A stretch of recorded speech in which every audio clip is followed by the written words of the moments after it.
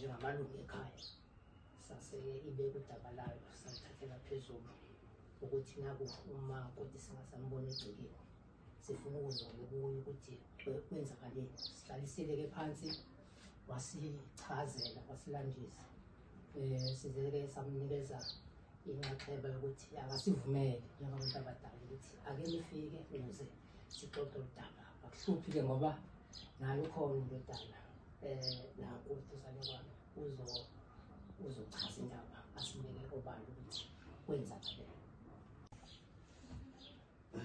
Ngibonga ithuba kubaba anginikeza lona. Ngibingelele kaZulu emndeni wakaZulu osivakashele namhlanje. No empeleni into eyenzeka eyenza ukuthi kuze kufike la kukhona namhlanje ngizoyikhuluma nje icace ibe sobala kahle kahle. Usine sho ukuthi ngaqala ngokuthi efonini yakhe kube khona izinto engizibambayo ukuthi engathi uyazenza, then ngambuza ngalezi zinto ukuthi ukhuluma kanjani nomuntu wesilisa ngalendlela le kanje kanje. Hayi wathi kimi mfana awazala na esikoleni ayikho into eyenzakalayo.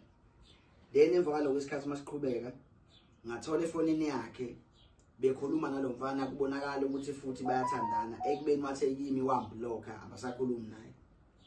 Indlela abakhuluma ngayo sekuyavela ukuthi baqomene ngoba ngabona imibhalo besendelana ngisho izithombe, wamsendela izithombe zakhe esendela lo mfana izithombe zakhe ezinye zazo wengaqokile straight enthumelela izithombe.